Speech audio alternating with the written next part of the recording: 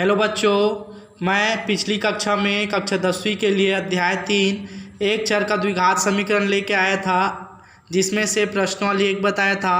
आज मैं पढ़ाने वाला हूँ प्रश्नावली 2। जांचिए कि दिए गए मान समीकरण के मूल है अथवा नहीं। ठीक है, तो कैसे हल करना है इसको। जैसे प्रश्न दिया है 2x की घात 2 धन x ऋण 6 बराबर 0, x बराबर 2 और x बराबर ऋण 3/2। यहाँ पे बोला गया है कि जांचिए कि दिए गए मान समीकरण के मूल है अथवा नहीं। समीकरण के मूल कब होंगे कि जो मान दिया है x का, उस x के मान को जो समीकरण है उस पर क्या करेंगे, रखेंगे। ठीक है, तो आइए चलते हैं। हल दिया है समीकरण 2x की घात 2 धन x ऋण 6 बराबर 0। ठीक, समीकरण नंबर 1 मान लेते हैं इसको। ठीक है, समीकरण नंबर 1, पहले x बराबर 2 रख लेते हैं। तो यहाँ पे लिखता हूँ मैं समीकरण नंबर 1 में x बराबर 2 रखने पर, तो जहाँ जहाँ x है वहाँ वहाँ क्या रख देते हैं, 2 रख देते हैं। तो 2 की घात 2 धन 2 ऋण 6 बराबर 0।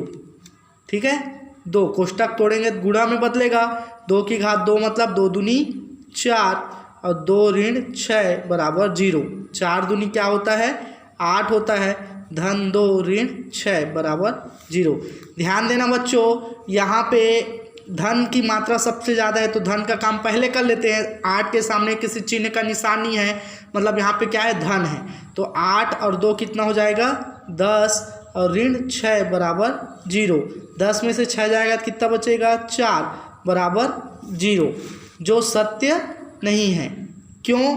क्योंकि d का मान क्या है, 0 प्राप्त नहीं है, है ना।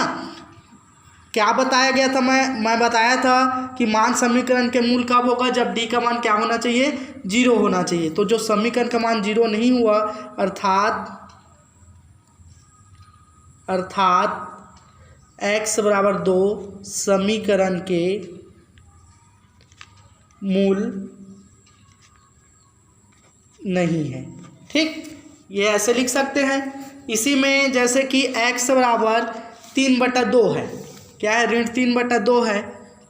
तो पुनः समीकरण नंबर 1 में x बराबर ऋण 3/2 रखने पर, ठीक है, तो जहाँ जहाँ x है वहाँ वहाँ ऋण 3/2 रखो। तो 2 ऋण 3/2 पूरे की घात 2 धन ऋण 3/2 ऋण 6 बराबर 0। ठीक, हल करो इसको, कोष्टक तोड़ लो पहले। तो ये हो जाएगा 3 का 2 बार गुणा करेंगे तो 3 तिया कितना हो जाएगा, 9 और 2 दूनी 4। ऋण के साथ भी गुणा करेंगे तो धन में आ गया, ऋण 3/2 और ऋण 6 बराबर 0। आगे हल करो, 9 दूनी 2 के पारस कटा दो, 2 एकम 2, 2 दूनी 4। तो ये कितना आ गया, 9/2 ऋण 3/2 ऋण 6 बराबर 0। ध्यान देना बच्चों, यहाँ पे कुछ ही मतलब 1 है। यहाँ पे देखो 2 है, यहाँ पे 2 है और यहाँ पे 1 है, मतलब ये वाली राशि क्या है, अलग है। तो क्या करेंगे, तीनों के आधार की संख्या को क्या करना पड़ेगा, समान करना पड़ेगा। तो क्या कर लेते हैं, उसका एलसीएम निकाल लेते हैं। तो 2, 2 और 1 का एलसीएम निकालेंगे तो कितना आएगा, क्या था अपना, 9/2 ऋण 3/2 ऋण 6 बराबर 0। यहाँ पे कुछ नहीं मतलब 1। तो इसका एलसीएम निकालेंगे 2 और 2 का, तो 2 एकम 2, 2 एकम 2, मतलब उसका एलसीएम कितना आया, 2 आया। अब सबके हर में कितना लाना है, अपने को 2 लाना है। तो 2 में किसका गुणा करेंगे तो 2 आएगा 1 का, तो 1 ऊपर भी, तो 9 एकम 9। 2 में किसका गुणा करेंगे, 2 आएगा 1 का, तो 1 ऊपर भी, 3 एकम 3।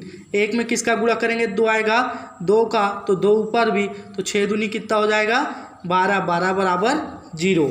ठीक है, अब देखो यहाँ पे ऋण की मात्रा ज़्यादा है, मतलब क्या करेंगे, ऋण का काम करेंगे। तो ऋण और ऋण क्या होता है, धन। तो 12 और 3 कितना हो जाएगा, 15 हो जाएगा। लेकिन बड़ी संख्या के सामने ऋण है तो यहाँ पे क्या हो जाएगा, ऋण बटा 2 बराबर 10। ठीक है, अब इसको हल करो, 15 में से 9 जाएगा तो कितना बचेगा, 15 में से 9 कम कर देते हैं तो 9 में से 15 नहीं जाएगा, 15 में से 9 कम करेंगे, कितना बचेगा 6 माइनस 6/2 बराबर 10। ठीक, सॉरी 0 ना, 0 सॉरी 0। अब इसको घटाओ, 2 एकम 2, 2 तिया 6, तो ऋण 3 बराबर 0। ये भी 0 प्राप्त नहीं हुआ तो हम लिख सकते हैं अतः x बराबर ऋण 3/2 समीकरण के मूल नहीं है, क्योंकि क्या आ रहा है अपना समीकरण का मूल क्या आ रहा है, ऋणात्मक आ रहा है, तो ये मूल नहीं होंगे। ठीक है ना। इसी तरह नेक्स्ट प्रश्न आप लोग बना लोगे, इसमें का मैं प्रश्न चौथा बना रहा हूँ। ठीक है, तो प्रश्न चौथा पे ध्यान देना बच्चों। प्रश्न चौथा इसी में का क्या है, प्रश्न चौथा 4x की घात 2 ऋण 9x बराबर 0, तो x का मान 0 बोला है और x का मान 9/4 बोला है। तो चलो बच्चों x बराबर 0 पे रख के देखते हैं। तो हल दिया है समीकरण क्या, 4x की घात 2 ऋण 9x बराबर 0, इसको समीकरण नंबर 1 मान लेते हैं। ठीक है, तो समीकरण नंबर 1 में x बराबर 0 रखने पर, चलो x बराबर 0 रखो, तो 4 0 की घात 2 ऋण 9 0 बराबर 0। शून्य का जितना भी घात करोगे शून्य ही होगा। 9 शून्यम क्या हो जाएगा, 0 बराबर 0, 4 शून्यम 0 ऋण 0 बराबर 0, मतलब 0 बराबर 0, अर्थात दोनों का मान क्या होना चाहिए, दोनों का मान क्या आ गया, 0 आ गया। अतः समीकरण के मूल है, अर्थात क्या आना चाहिए, 0 आना चाहिए, है ना। तो समीकरण के मूल क्या है, समीकरण के मूल है 0 आ रहा है, तो क्या हो जाएगा, ये समीकरण के मूल है। ठीक, इसी तरह x बराबर क्या रख देते हैं, 9/4 रख देते हैं। x बराबर क्या रख देते हैं, 9/4 रख देते हैं। तो समीकरण पुनः समीकरण में x बराबर 9/4 रखने पर, चलो रखो, तो 4 9/4 पूरे की घात 2 ऋण 9/4 बराबर 0। ठीक, कोष्टक के अंदर वाली संख्या का गुणा करो, 9 का 2 बार गुणा करेंगे तो 9 कितना हो जाएगा, 81, 4 की घात 2 मतलब 4 का 2 बार, 4 चौक 16 ऋण 9, और ये कोष्टक तोड़ेंगे तो ये गुणा में बदलेगा, और ये 9/4 बराबर 0। ठीक है, कोष्टक तोड़ो, 4 गुणा 81/16 ऋण 9 81/4 बराबर 0, कटा दो इसको, 4 चौक 16, तो यह आया 81/4 ऋण 81/4 बराबर 0, मतलब ये और ये कैंसिल होगा तो 0 बराबर 0, अतः यह क्या हो जाएगा, समीकरण के मूल होंगे। ठीक है, तो इसको आप, इसमें से जो प्रश्न बचा है उसको आप बना सकते हो। ठीक है, अब है प्रश्न दूसरा, निम्नलिखित द्विघात समीकरण के मूल ज्ञात कीजिए। प्रश्न दूसरा है क्या, निम्नलिखित द्विघात समीकरण के मूल ज्ञात कीजिए। जैसे समीकरण के मूल ज्ञात करने के लिए बोला जा रहा है, मतलब अपने को क्या निकालना पड़ेगा, मान निकालना पड़ेगा। जैसे 2 मूल होता है अल्फा और बीटा, तो अल्फा बीटा में 2 ही मान निकलेंगे ना। तो ऐसे ही जो समीकरण दिया होगा उसमें जैसे कोई चर राशि दिया है, जैसे x दिया है तो x के अकॉर्डिंग मान प्राप्त होगा, जैसे y दिया है तो y के अकॉर्डिंग मान प्राप्त होगा। मतलब अल्फ़ाबेट में जितने भी 26 अक्षर है उसमें से कोई भी अक्षर का समीकरण यदि दिया गया है तो उसी के अकॉर्डिंग क्या निकलेगा, उसका मान निकलेगा। जैसे कि प्रश्न में है x ऋण 4 और x ऋण 2 बराबर 0। ठीक, अब इसके अपने को क्या निकालना है, मूल निकालना है। तो मूल निकालने के लिए क्या करेंगे, जो मान दिया x ऋण 4 और x ऋण 2 उसको किसके बराबर मानेंगे, 0 के बराबर मानेंगे। तो x ऋण 4 बराबर 0 और x ऋण 2 बराबर 0। अब क्या करेंगे, x ऋण 4 को ऋण 0 की ओर पक्षांतर करेंगे, ऋण 4 को तो पक्षांतर करेंगे तो उधर जाके क्या बन जाएगा, वो धन, तो x द्वारा क्या आ गया 4। वैसे ही ऋण 2 को पक्षांतर करेंगे तो उधर जाके क्या बन गया 2। तो मूल क्या प्राप्त हो गए, समीकरण के मूल क्या प्राप्त हो गए, समीकरण के मूल होंगे क्या 4 व 2 ये होंगे। ठीक है, तो समीकरण के मूल क्या होंगे 4 और 2। ठीक, इसी तरह अगला प्रश्न है इसी का, जैसे किसका प्रश्न, कौन सा प्रश्न हूँ, जैसे वी आई लेता हूँ। जैसे वी आई है x धन 1 बराबर 0। तो क्या करेंगे, अब इसमें देखो x है और x धन 1 बराबर 0 है, तो ये जो x है x का मान क्या हो जाएगा 0 हो जाएगा। फिर x धन 1 बराबर क्या हो जाएगा 0। अब ये धन 1 को पक्षांतर करो तो x बराबर क्या हो जाएगा ऋण 1। तो मूल क्या क्या प्राप्त हुआ 0 और ऋण 1, ये हमारा क्या होगा आंसर। बहुत सरल है।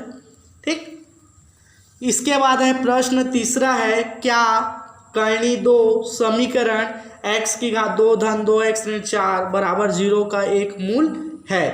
तो क्या करेंगे, उस समीकरण पहले बनाया, पिछले प्रश्न में बताया था मैं, मूल कब होगा, जब जो मान दिया उसको रखेंगे, रखने के बाद यदि 0 के बराबर आता है तो वो मूल होगा, और 0 के बराबर नहीं आएगा वो अपना मूल नहीं होगा। ठीक, अब तो प्रश्न तीसरा आप लोग बना लोगे।